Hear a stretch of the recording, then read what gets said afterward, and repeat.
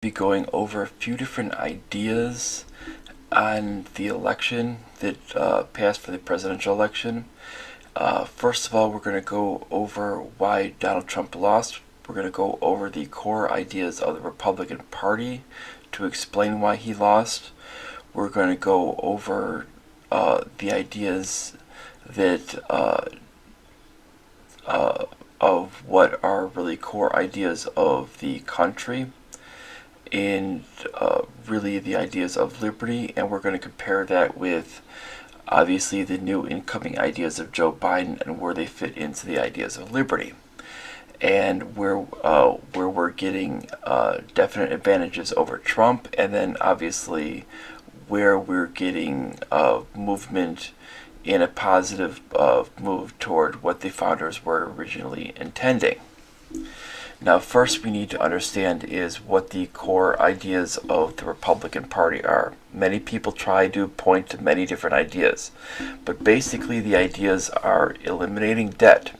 Now, this is done basically through this idea: lowering taxation, cutting spending, and using any added revenue from that lowered taxation rate, which will generate more growth, to buy back debt bonds of previous debt.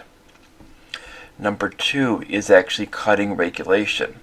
This means both cutting any type of other usage taxes, other types of regulation which forbid growth. This would basically be anything that would cut other people out of the market from actually contributing to the economy, while they instead of being part of, like, let's say a black market area, and obviously and eliminating things in which would contribute to the growth of business, such as tariffs, in which harm U.S. businesses and U.S. consumers, as well as obviously they want to the idea is essentially is to strengthen the economy. It's solely on that idea: strengthen the economy and lower the debt. Really, there is no other function in the idea of conservatism. It's supposed to be, the idea of conservatism is not social conservatism, but rather economic conservatism. This is where a lot of people lose their points. Now, what Trump actually did was he was adding in regulations when it comes down to business, as well as doing other things in which he was adding in regulations in other social areas as well, in which such as executive order gun control, which would be definitely against the beliefs of the Republican Party, even in its modern sense. He was using tariffs, which are essentially against the cornerstone of it, and he was forbidding immigrants. Now, one thing about immigrants we must know is that when we start to look at it, is if you start to look at a lot of things from immigrants, and even if you look at studies on immigration, you're going to find out that when it comes down to Main Street business, is immigrants actually contribute 3 times as much jobs as their natural-born citizens contribute to creating. This means that they're creating a massive amount of work. And whenever you shut down, whenever you tend to shut down the idea of immigration, you're going to shut down economic growth. This is why what we saw is we even when they were trying to provide some type of growth in the ideas of cutting certain regulations that were coming out of the Obama administration, when they had cut down immigration and put on tariffs, this is what ended up happening was the overall growth rate, even before COVID had hit, was actually at 1.8% when the overall growth rate for Obama was 1.9%. This shows you that basically that it was against the best interest of the government. And it shows that regardless of immigrants, regardless of what title you want to put on it, immigration is good. All immigration is good. And basically, we've seen that basically from what's come out of the Cato Institute, they've shown how it shows a big, huge bump for the economy. And when you start to hit it, it ends up basically depleting the growth. And it's basically what causes the failure of nationalist and socialist nations is this idea of anti-immigration. It's not as much their policies on anti-capitalist, but rather their anti-immigration policies that actually cause these things. And what the idea is they assume that, oh, they're going to bring their bad ideas into the nation, when in fact, most often, is they end up supporting ideas that are essentially pro free markets. Because when we start to look at, if we start to bring up the idea of debt to GDP by nation, you're actually going to find very interesting numbers. And you're going to find out that when it comes down to the actual percentages, you're going to find out that a lot of these nations that are out there with it have a very, very high percentage out there with it. Now, obviously, some of these are not updated with it, and some of these are allowing for different numbers. Like the United States has not been updated with it, and essentially, we are best served by the International Monetary Fund, where we've actually grown with it, especially since then. This is an old number in 2017, where we were at about 107.8% roughly. Now, if you start to look at here, you'll see we're at almost 129%. And if you put that, it puts us right near the top of the worst nations globally. Now, if we start to look at that, we can see that our worries of countries where they tend to say, oh, if we bring Mexicans here, they're going to make things economically worse.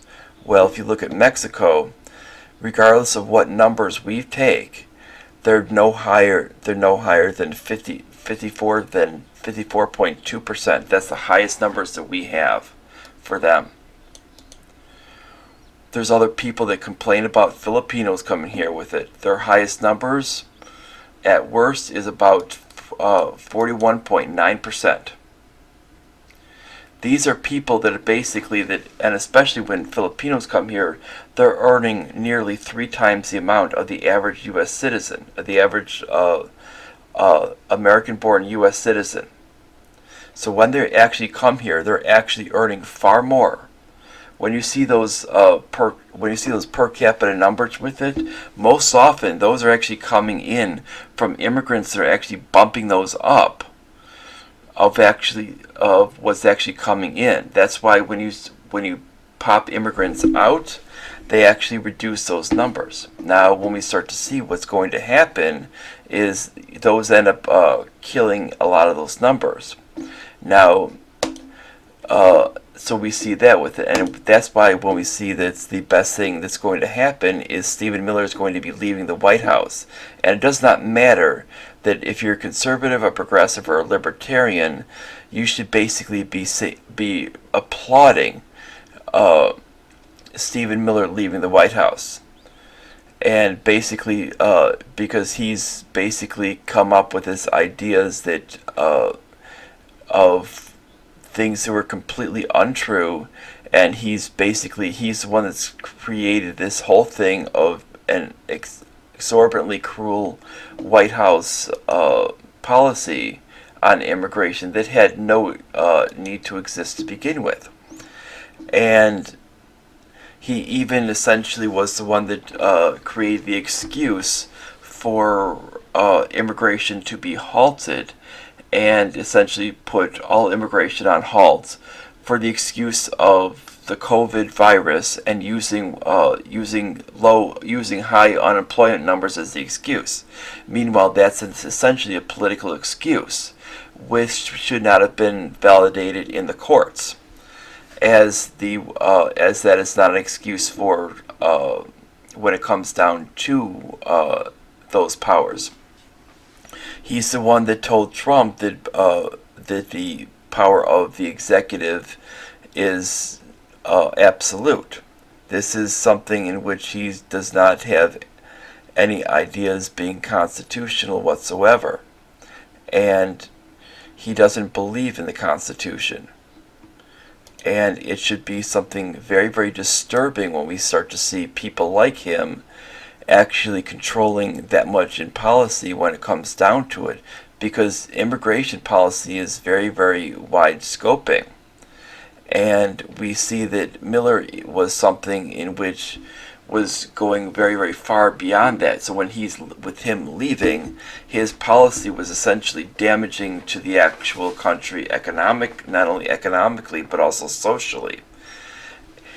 And with people that were fans of his, with it, they had no idea. Most either A, have no idea with what his policies were doing, or B, basically by supporting these policies, they just wanted to basically have their own area of their white bread America, and their own little hood-wearing areas with it. That was basically it. And now, with those people with it, that was only a small fraction with it. Most of these people have no idea what his policies were doing.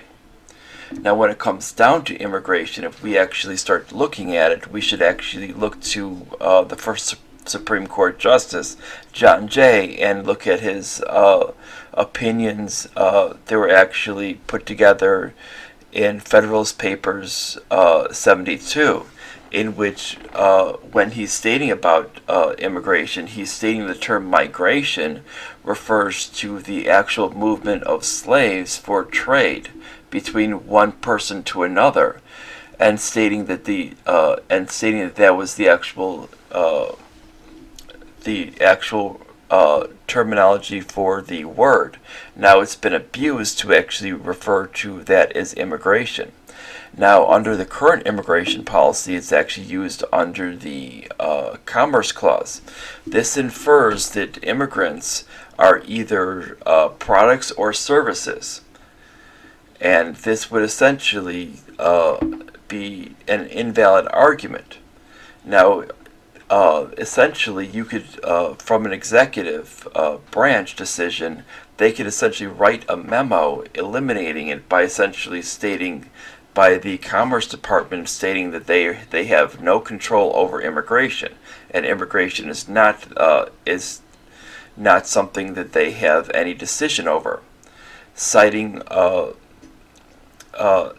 that they are human beings, and that since we no longer have slavery, the idea of migration no longer applies, and that this could essentially end the argument right there and allow for the free movement of people, both from the United States out to whatever country they want to visit for whatever length they want to visit, according to whatever country they visit, as well as for people that want to come in. Now, you're responsible for everything when you want to come here, as well as or whoever you come and visit, or stay as long as you want. Now, and companies can hire you for whatever value they want to hire you at.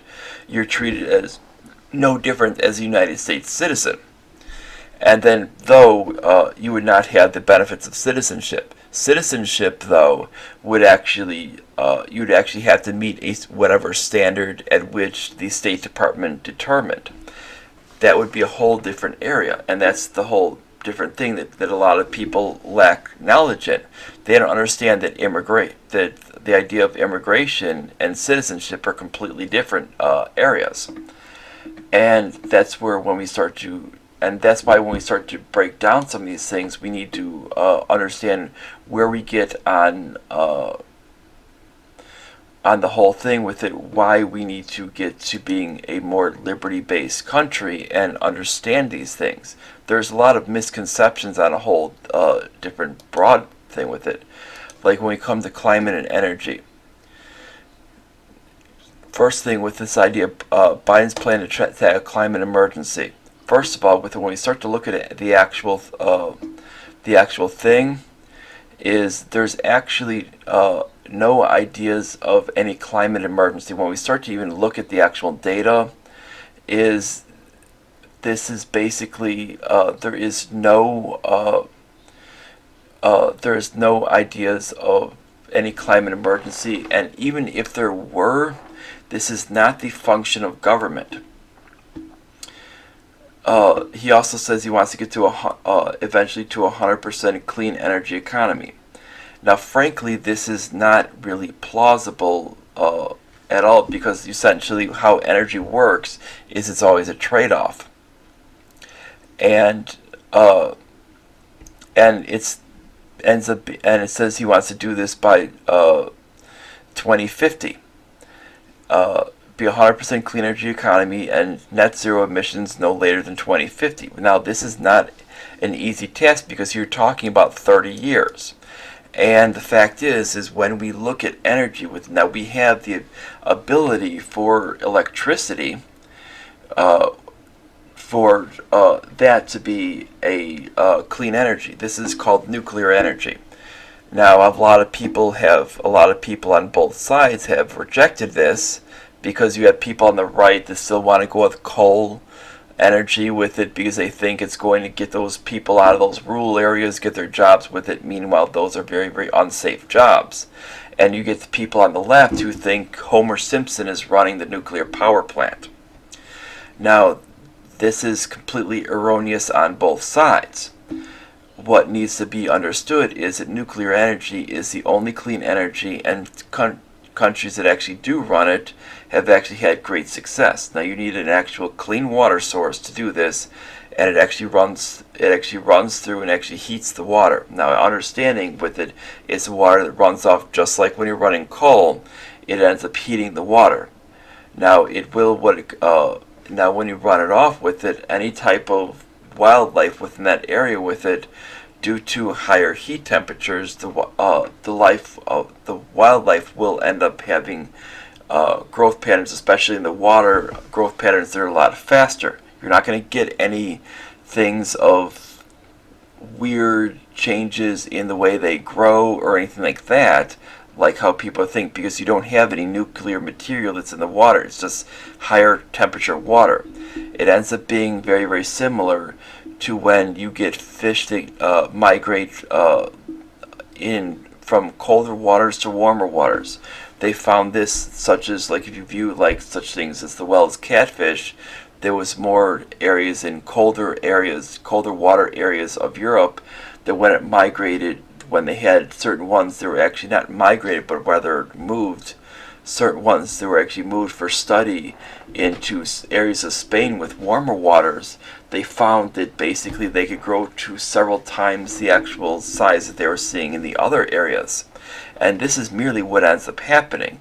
You end up getting aquatic wildlife that ends up growing to several times those size, and that's what ends up occurring because of these higher water temperatures.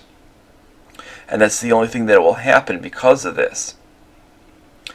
But when it comes down to heat, frankly, right now with it, our best option still is going to be natural gas.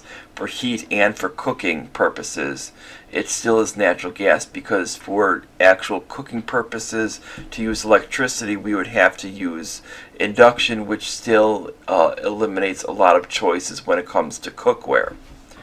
And it still is a very costly option for to be as efficient as natural gas cooking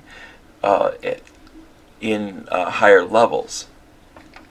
So this is why when we start to do that, there is not a idea of this happening. And frankly, with it, when we see these ideas, it's not plausible. And when it comes down to vehicles, are there options? yes, there are options to actually start working on alternative fuels, such as liquid hydrogen, which actually reacts very, very similar to gasoline. You just have to have different type of gasoline. You just have to have different types of tanks, and it's actually cooled to higher levels. And this is what we need to adapt to. And when we start to look at some of the communities, like when we look at for drinking water, when we look at areas like Flint, some of the things like Flint, Michigan, we see that basically is, or even in areas like Waukesha, Wisconsin, where they've had their drinking water messed up, it's only because of bureaucracies that have actually done a lot of damage and turned a blind eye when businesses do these things. They don't look at the exchanges of what ends up happening is they say these businesses are giving a lot of money to the local politicians, and they don't understand the damages that ends up happening. They don't understand the ideas of private property. Now, water is a private property right, and because essentially it is below the surface of your land. And if you do the ideas of private property rights, you're going to understand that there needs to be a retribution paid by the companies for damaging that property. But the problem being is, what ends up happening when the government gets involved is the government merely gives them a slap on the wrist through the EPA, and they give them crony capitalism, like bailouts, to cover these amounts. And this is what always ends up happening. And you can't be doing this. When we look at the next thing on coalitions with it is secure the value of secure our values as a nation of immigrants. This is a very, very important thing. I think this is a very, very important thing because we need to essentially remove the idea of this whole thing of essentially the damage that Trump has done to basically undermine this idea that basically we are a nation of immigrants. It's what we started from the beginning. If we're going to modernize America's immigration system, we need to essentially look at immigrants as one thing. They're immigrants. There is no legal and illegal immigrants. The idea of that actually came out of the progressive era, and it was meant to basically restrict immigration and to start demeaning people that weren't citizens and to create a lower citizen class.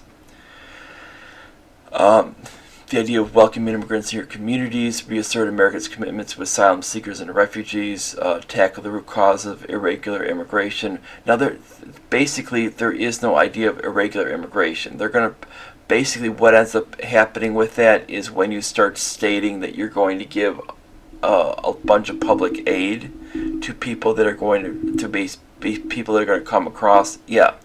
Implement effective border screening. You don't need any border screening because the actual amounts of people when they come across with it, they're coming to actually work. You don't need to screen that. And with these ideas that have been coming across when they say, oh, you're going to get these drug cartels coming across and these gangs coming across, they're not going to leave their home countries because it's going to create a power vacuum in which that cartel is going to basically be decimated, and they're going to be killed by the next cartel looking to expand their power in that one country. The idea with gangs is they always have an equilibrium. When one gang tries to step into another gang's area, that's when you're going to upset that equilibrium, and one gang's going to be taking over. Now, when one gang goes into another country, they're not going to have any power, and they're going to be putting their home country at risk when they're moving over to a new country. And even if they only move a few people with it, those individuals who actually move over, those gang members, are at high risk of being killed from another gang that's over in the U.S. Even if they think they're ruthless and all these other things, it doesn't take any more than one bullet to kill them. One bullet kills one person. And frankly, with it, these other gangs are not unarmed. And it doesn't matter what you're doing with mutilating a body or any of that stuff. It doesn't matter, because frankly, that's what's going to happen. And the more that we end up making these people as essentially off the grid, the more you're going to make things worse. You want to take these people and put them back on the grid, which makes them where they're not at risk for being killed by other people or being taken advantage by people who are trying to sneak them across the border, saying, if you pay me $10,000, I'll sneak you across the border and you can get into the country. You want to eliminate that and say, you're free to come across the country, take those people who are trying to sneak them across the border and make them go bankrupt. This is the whole idea. Use economics for the whole thing. And the same thing when they say about drugs. Oh, drugs will sneak across the border. Not if you make them legal. If you make them legal, the actual value of drugs are going to plummet. This is the whole idea, and I'll get to that idea when we get to that as well.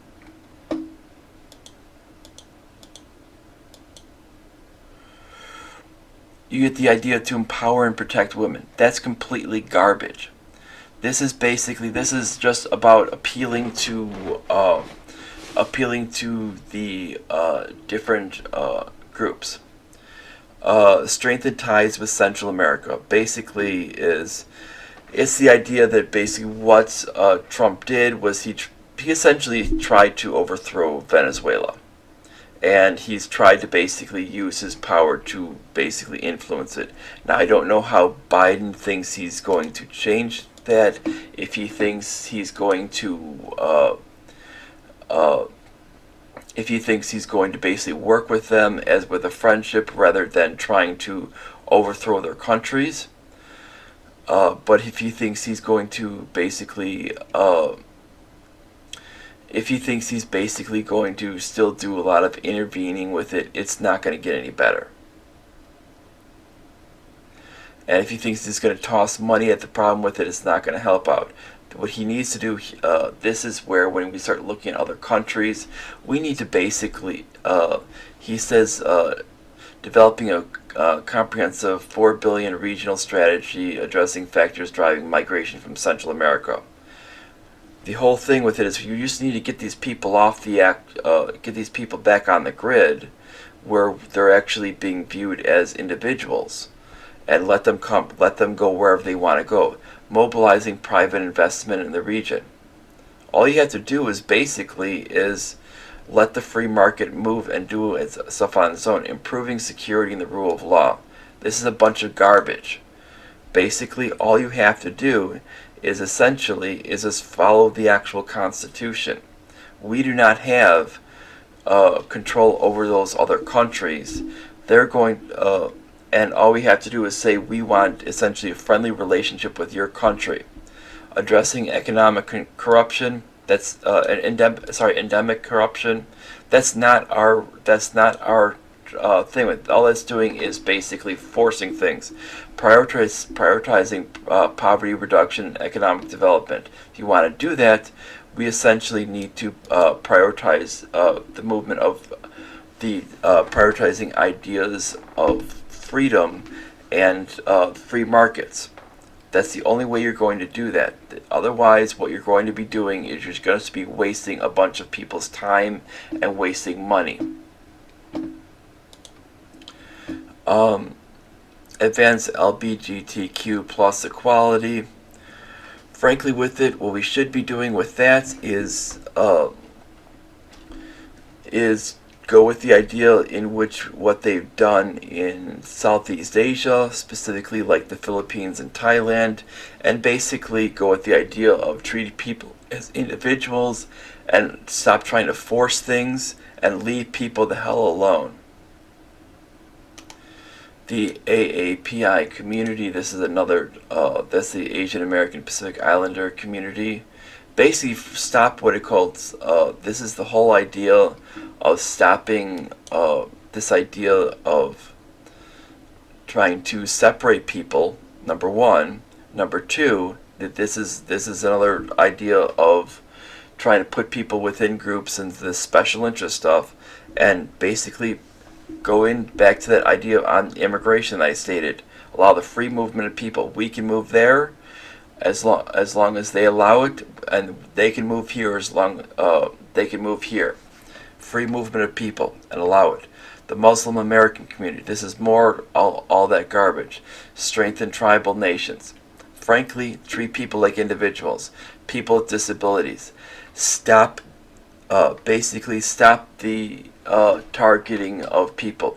When people basically file, and what we could do with it is, first of all, is on immigration. When somebody wants, that's why you want free immigration. When someone who's disabled like me wants a spouse, don't basically create things and say, well, there's no.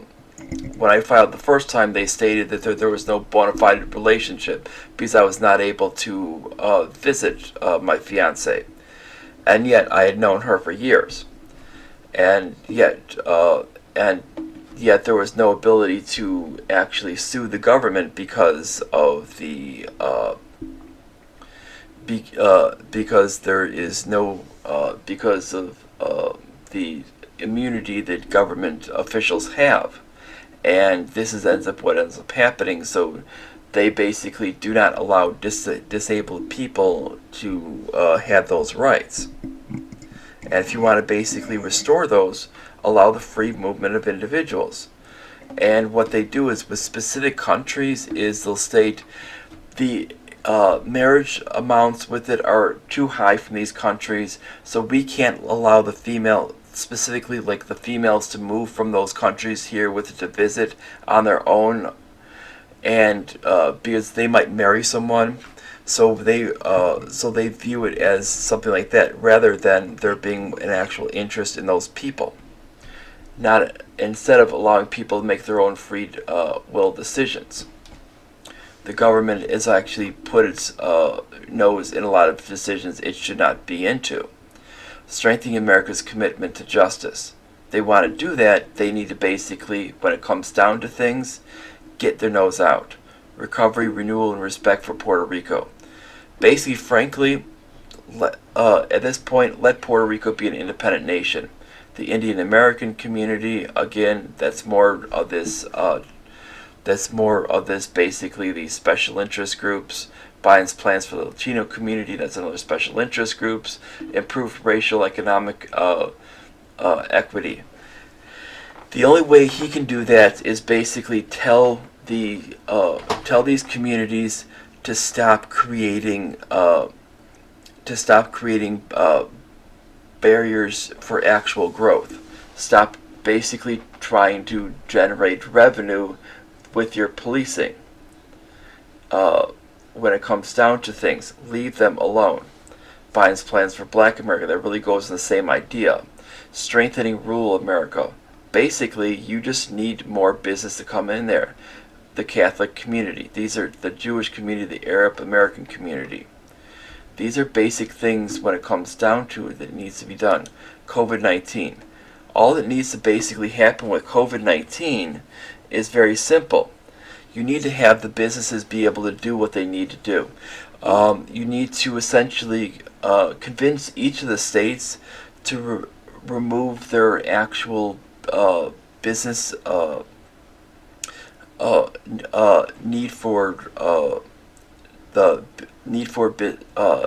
need for business in their states, because that ends up what kills our actual medical infrastructure.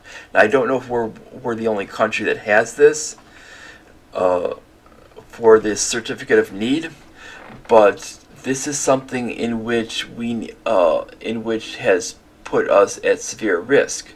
And we could have essentially have improved our medical infrastructure by bringing in a lot of doctors, nurses, and other people in medical fields into our country from other nations to improve our infrastructure and allow the free market to take care of all the openings if this would have been allowed. But there was protectionism in the medical community when we look at domestic policy.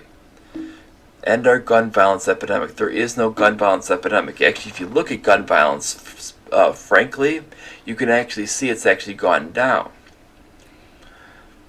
And this is actually because gun ownership has actually gone up. The more gun ownership goes up, the more gun violence goes down.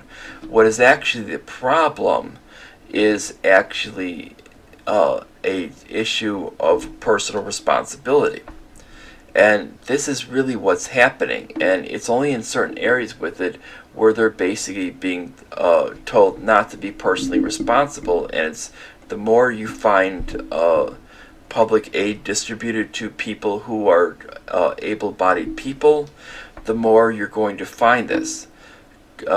Strengthening America's commitment to justice, and obviously the same idea with that.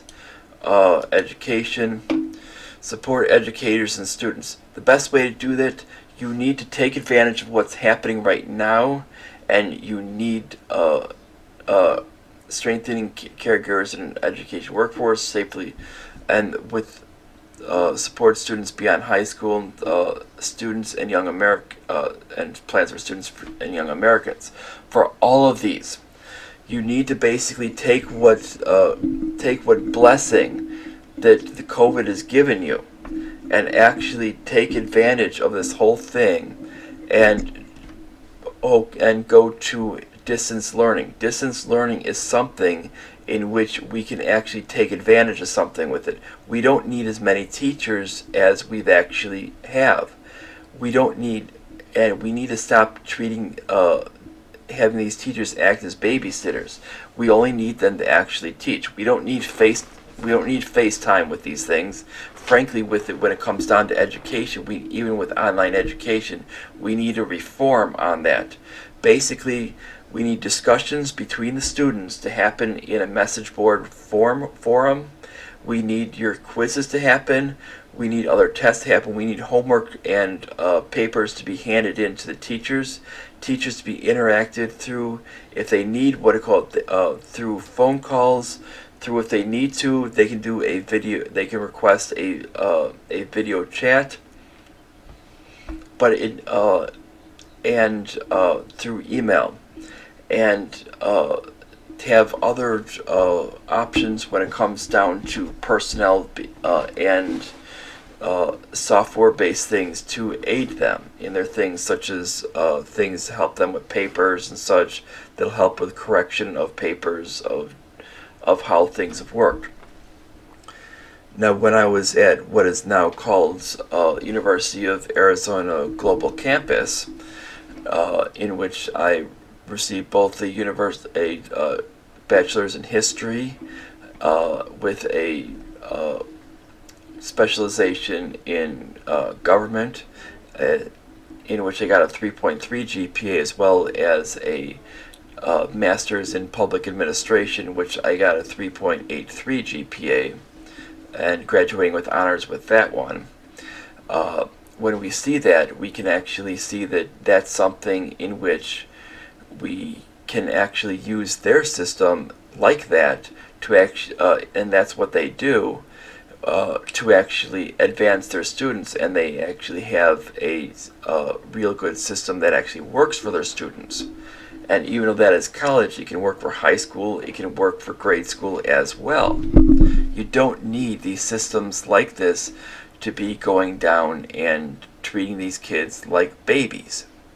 This is the problem with the United States. We're treating our kids like babies, and we're actually losing quality. And we can do these things for no matter whatever types of classes we need. And there's no reason why we can't be using this. And when it comes down to it, for that, and that severely reduces down the cost, because now you don't need all of these teachers, and they can actually teach virtually. And you don't even have to worry about reopening schools, because you don't need the physical buildings. You don't need all of these other extra things with it. You can actually use some of the extra functions, such as just using those for sporting things. And students can actually use it for sports. and some of the other clubs and stuff like that with it that they do, and they can actually use those there, and they can actually function the actual physical schools for those. But for everything else, you need to advance. We're basically in an archaic system. We're basically really backwards. If we're actually a first world country, we should act like it. When we look at faith, basically we need to basically have our government not target any group, and we need to basically be not necessarily create a plan for any of these communities, but just be welcoming to all those communities, being what it called being Catholic, Jewish, or Muslim American. We need to actually start being welcoming to these communities, because frankly with it we've seen basically where we've been siding with the Protestant community, with the basically Protestant Christians for so long, that we've basically have seen, and basically pandering to the Jewish community, or certain administrations trying to pander to the Muslim American community, and we've never and what we've seen a lot of times is the Catholic community has been kind of left out with it, but we need to essentially try to include them with it, just basically instead of trying to basically force some things with it, just basically, and trying to basically do the Bible thumping or whatever it may be for the different group, or internationally, just basically treat them with respect. Allow them to basically have a voice on the federal level with it, where they're basically not treated as second-class citizens, but also allow them to don't basically pander to them as well, and trying to say, hey, we're going to help out this country because of you.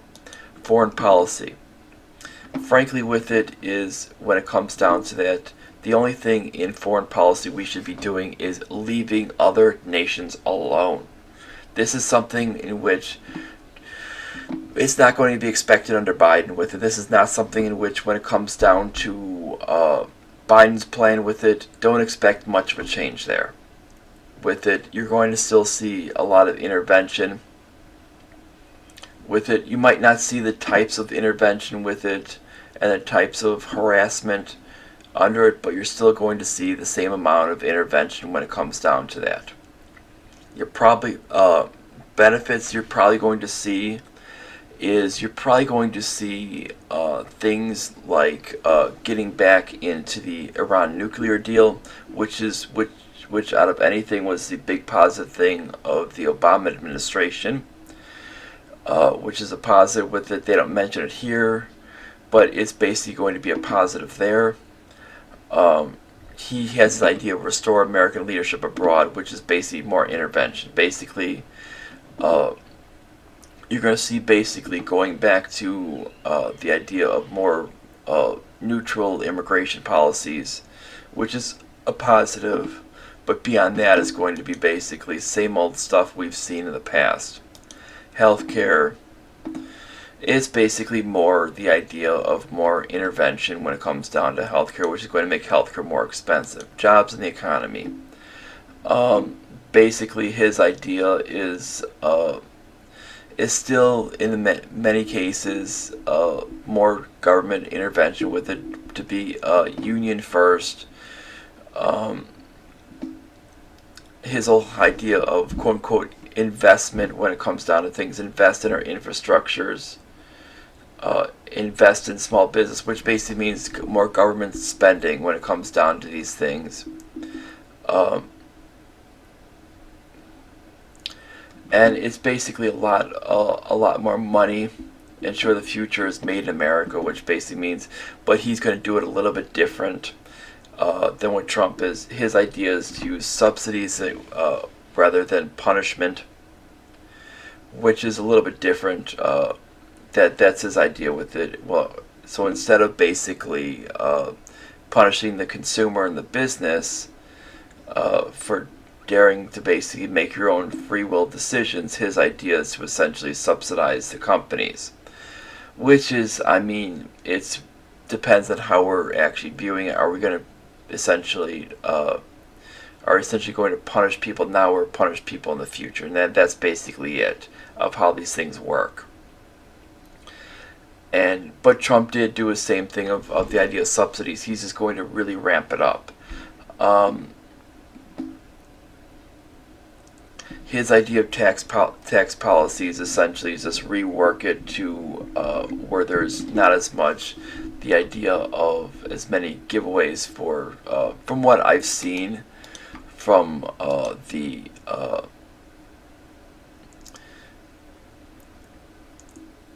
from basically as much giveaways that are going to be from real estate, because a lot of the money was basically is the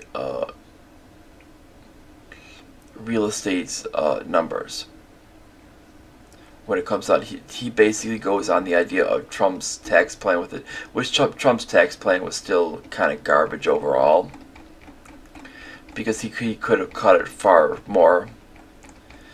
He could have said, if you look at the idea of Joe Jorgensen's tax plan, it was 0%, zero income tax. Keep the keep the corporate income tax the same and make it 0% income tax, and start basically let all spending expire and get rid of all non-controversial things and start buying back bonds. And essentially what they would have done is they would have reduced spending on a massive level. Now, there have been a lot of people mad about that, but the fact is, and then to deal with Social Security and things like that, it would basically be taking that money, and to get that money, it was going to get rid of a lot of the federal buildings. Now, his idea is on this with it is kind of like not much of a difference. Older Americans, he has this thing on the support of veterans with a strengthened caregiving and education workforce, honor Americans, older Americans in retirement, support nursing homes, and that's basically that's spending more money. Military and veteran families, that's basically the same idea. Women, he has a plan to end violence against women. I mean, all you have to do is basically just look at the damn Constitution. We actually have laws against violence themselves. It doesn't matter who it's against. And if you actually look at the Second Amendment also allows people to protect themselves. Our biggest problem with violence against women is women aren't allowed to protect themselves, specifically in urban areas because of gun control. It's not even constitutional.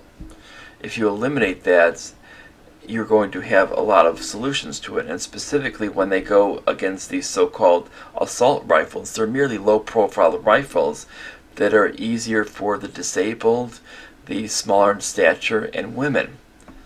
And that's something in which that people need to start looking at to end that.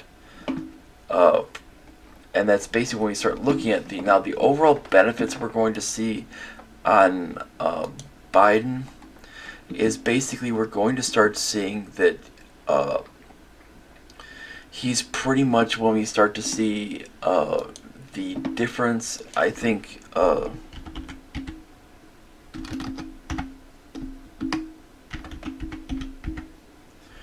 the best way to view it is going on theadvocates.org and kind of showing on the policies of these things. And showing on the political quiz, and it'll show you kind of where he does with it. Government should not censor speech, press, media, or the internet. Where he tends to be on like a maybe on that with it. There's certain things in which he's kind of on the fence about. He does believe that military should be voluntary.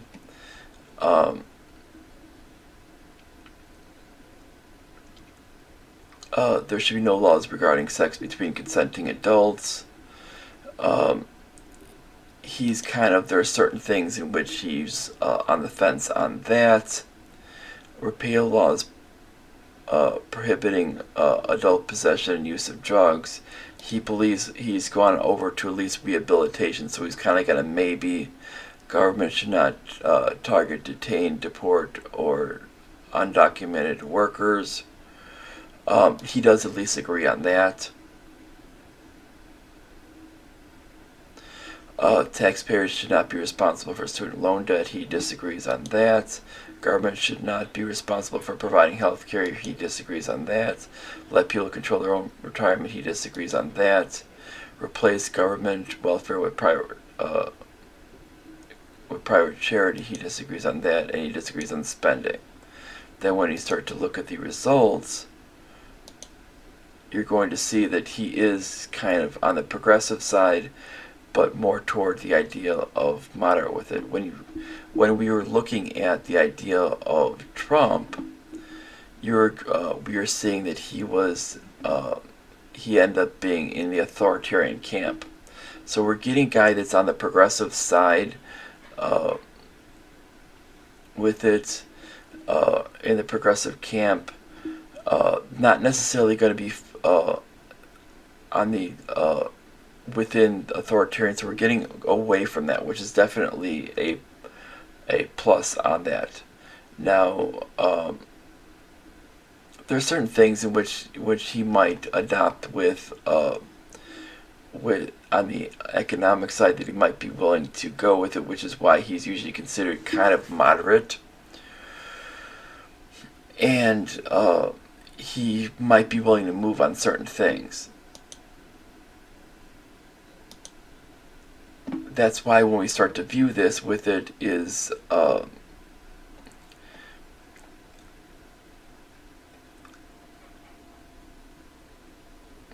he might be he might be willing to agree on this one, at least on a maybe perspective, or agree on that they should not be responsible for the student loan debt.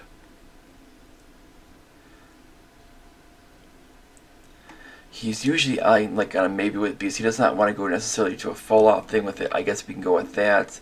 He doesn't want to go with that.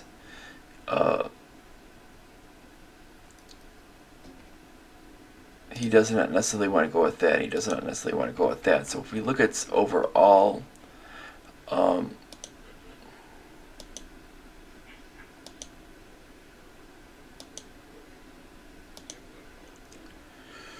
we can actually, when we start to recalculate it like this, we can see we can see it kind of sits right there, right at the edge of moderate. I mean, so this is why he's usually considered as a moderate on the progressive side, but as a moderate.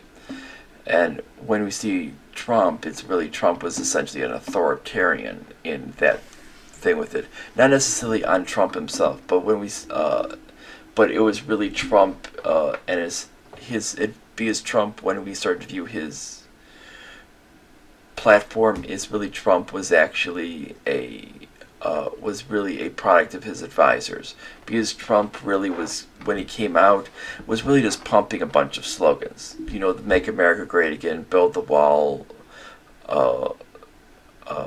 basically the lock her up with it.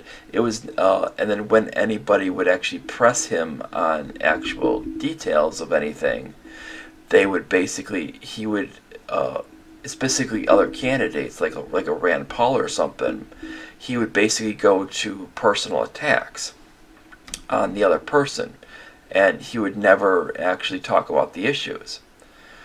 And then anytime when an issue would be popular, he'd maybe talk about the issue for like a second, and during the campaign on the debate stage. And that was and this was basically what he would do, only because it was popular, because he was getting the stuff tweeted at him. And this is what he would do, and this is very, very different from what we see with people like what we see with what he really does. Now, what you see with his actions is that basically his executive orders aren't even written by himself. The executive orders 100% have been written by other people. when when he added on the idea of the healthcare associations that was written by Rand Paul. 100% when he does all these things on immigration, 100% of his immigration executive orders have actually been written by Stephen Miller. And this is something in which should be considered very troubling, because he wasn't actually doing anything.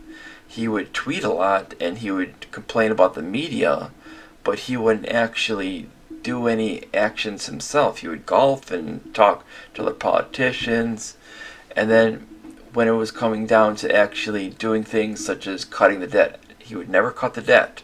He would complain. He would say about all these things about he was going to cut the debt. Never cut the debt once. The reason why he was always complaining about China and all these things about the trade deals with China was because he had guys like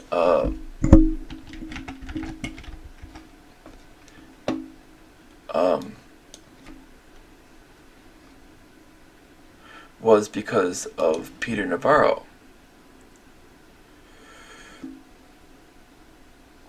This is a this essentially is a economic advisor that really does not know what his he's Office of Trade and Manufacturing Policy, a director of that, and essentially he essentially and it essentially was just a position that was established with it. That basically they made it up, and this is a person that's basically that's a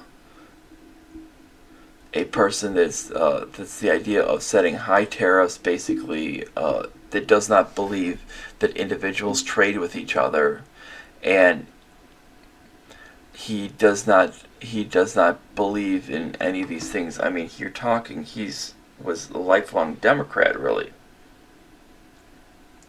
This person did really, when he went to Harvard for his MPA and his PhD, apparently did not learn a damn thing.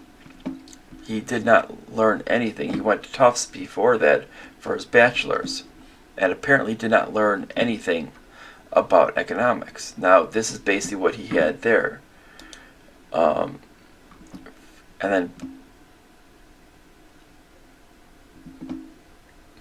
then you basically had this whole thing on this, and then he was just a Republican when it comes down to like a couple years in 89 to 91, and then 2018 to present. And it's just basically just during a short period when it was beneficial to him. He's never been a person that's actually believes in actually the ideas with it. He's accused both Germany and China of currency manipulation, which all they've done is they have not printed as much money. Germany did not print as much money as the United States did, and then China has actually linked their money to gold. And when China is not essentially printing as much money as the United States, because as we see when we look at M2, we can see M2 right here. Right about, see, money supply is just going up at a rapid rate. We can see that there would be no possible way, and we could see that there would be no possible way for them to keep up with that, and there would be no legitimate reason. And we can see that that's why we see this thing. We see this basically these policies that essentially were created, and they really do not make any sense. And it shows that Trump never had them to begin with. These were essentially advisors that came in. They were basically, most often that came in, they were basically pushed by, it looks like Steve Bannon were basically pushing these positions. When you look at Steve Bannon, you see these lifelong positions that really do not make any sense. And Bannon is basically comes from the idea of being a writer from Seinfeld. I mean, if you're going to believe a writer from Seinfeld to be your political advisor, there's something wrong with you.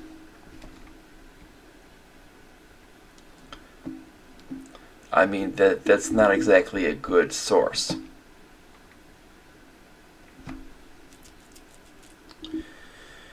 I mean, that's not what you should look for an actual basis for an advisor. And he's not only that, he's looking like he's going to be going down for embezzlement as well on that build the wall foundation. Now, basically, when we start to look at Biden overall with it, we start to look that basically we're going to find a person that is far more neutral when it comes down to things. Is first of all, the best thing we find is his on immigration. Is basically is they basically the whole thing with it was basically is using the idea of eliminating the president wanted to eliminate immigration. Obviously, the on trade policies, Biden's not exactly the best, but the whole thing with it, when it comes down to it, is when it looks down to it, is overall he's also has embraced the idea of essentially lowering the of what I've seen is lowering the idea of tariffs more than the idea of what Milton Friedman has offered for a lot of trade groups that have stated that they worry about it.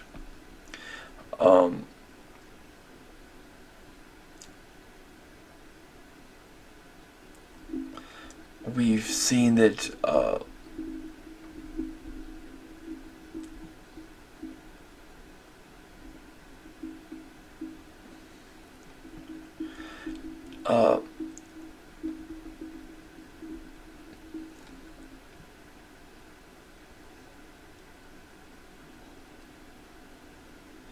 we basically, I mean, when it comes down to things with it, we're going to see something which is far less authoritarian. As we see, it's far more moderate. When it comes down to things with it, we see that it's going to be far less.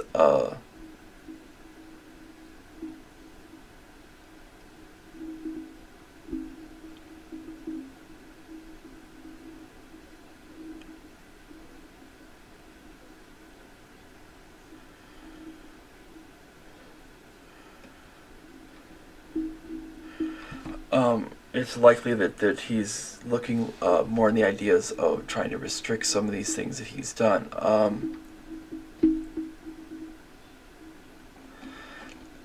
And that this is why when we start to look at him is some of the things where Biden's actually has done a great deal that have actually done already with it. Number one is we've seen that Trump has proclaimed that that the executive office's power is absolute. We've seen Biden claim that the Biden make the state, or not claim, but make the statement that the executive office is restricted by the Constitution. Now, this is something in which we haven't heard since pretty much going back to like Reagan, and that should be considered a big positive.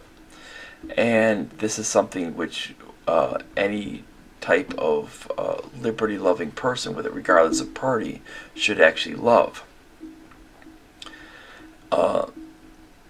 That's why when it comes to Trump, that's why Trump is viewed as, or at least his administration would be viewed as authoritarian. And this idea of saying that the power is absolute came out of, you guessed it, Stephen Miller's mouth. And the reason why is because they didn't want to actually have to deal with other people who did not support that idea of the actions they were doing. They felt that they could do whatever they wanted because it's a lot easier than dealing with it. Now, dealing with actually Congress and dealing with the courts, they felt that they could just do whatever they wanted. Now, specifically when it comes down to immigration, they felt that they could just do these things. They wanted to essentially halt 100% of immigration. And like when it comes down to the fiance the fiance visas, they essentially wanted. That's why they wanted to put this in a gray area, and to halt all these with it. That's why they've essentially have put through an executive order that goes over into Biden's area. That's why I expect Biden to essentially deauthorize it immediately when it comes down to that, to deauthorize all immigration executive orders. That's going to be one of the first things I think Biden's going to be doing, because he doesn't believe in any of this garbage. Because he doesn't believe in any of the idea of this authoritarian push on things. Because if he wants to help out immigrants, the best thing to do is allow them a way in.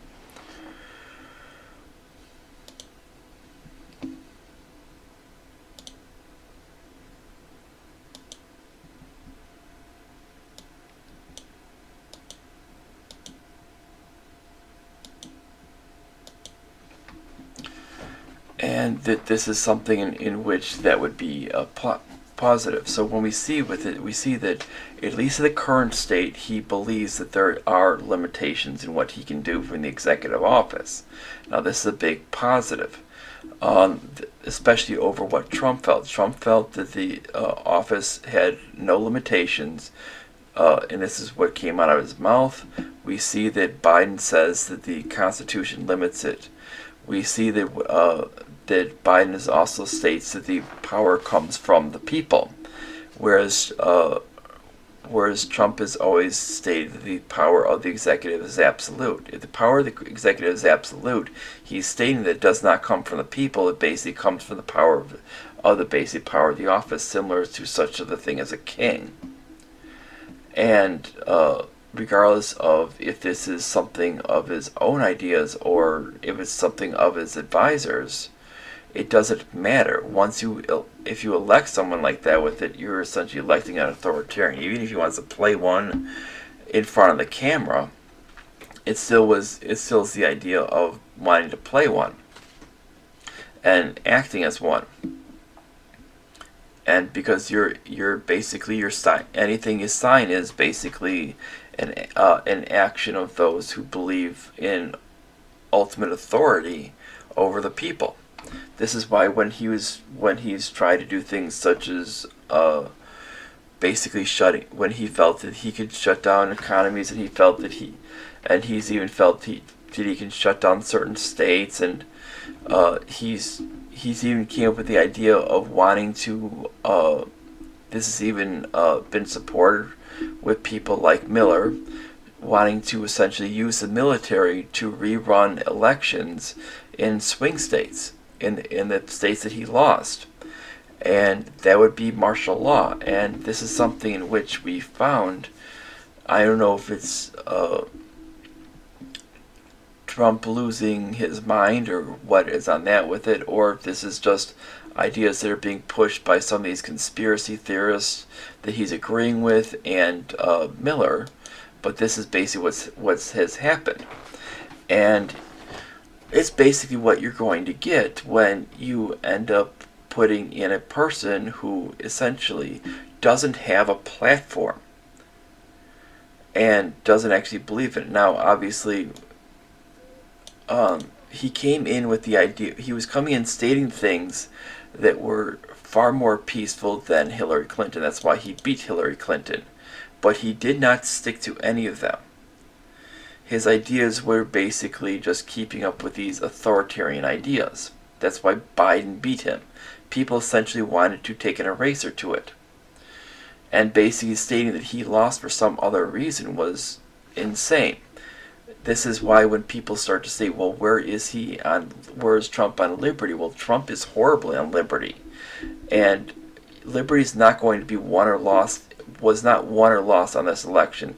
This is not Biden supporting socialism and Trump supporting capitalism. Because when we start to look at what Trump did, Trump was completely anti-capitalist out of the gate. We saw his deals with like Carrier, basically a bunch of bailout, that he was supporting a bunch of bailouts, that he basically reversed course on his actions on the Federal Reserve, did not support auditing the Federal Reserve, did not support going to at least a gold-backed currency,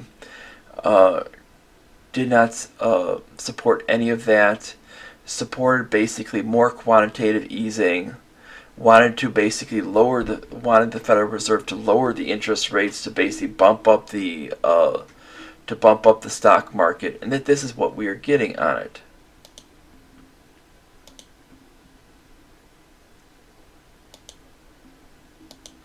And this is something in which we're seeing on it, and that should be understood.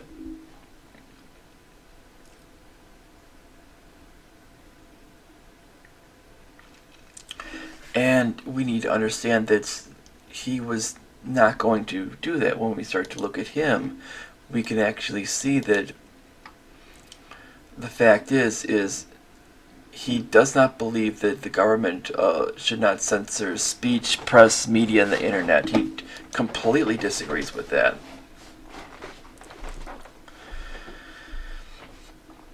He never really made a statement on this with it. Being that he always wanted to improve it with it, I would suspect that he was on the fence about that. He disagrees that there should be no laws regarding sex between consenting adults. We know that. He's repealing laws prohibiting the adult possession and use of drugs. He definitely disagrees on that, because he's actually expanded the war on drugs, despite actually giving pardons to a couple of people, in which he just did those for press reasons, to aid him in the press. He actually never did anything about the war on drugs, and essentially added on basically added credence to that whole opiate crisis, which really is merely just a factor of the war on drugs. It has actually created that war on drugs and not allowing doctors to actually do their jobs. That's what actually created that. The government should not target, detain, or deport undocumented workers. He has actually expanded that. Taxpayers should not be responsible for student loan debt. He's actually disagreed with that, because he still has actually done nothing about that. He's essentially has added on different plans to actually deal with that. The government takes care of that. Government should not be responsible for providing health care. Well, we've seen that he's dealt with the ACA. He does not want people to privatize Social Security. He does not want to reduce welfare, because he's just basically played a little bit of a shell game with it.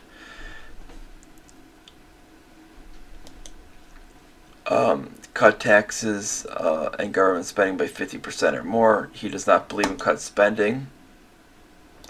Calculate the results. And you're going to see basically he's pretty much a left-leaning authoritarian. That would be a socialist. We call those people socialists. Doesn't matter if you want to call it they want to call it nationalist or nationalism or Trumpism or whatever they want to label it with it. He's basically that area right here is on the left side of authoritarian. That is called socialism.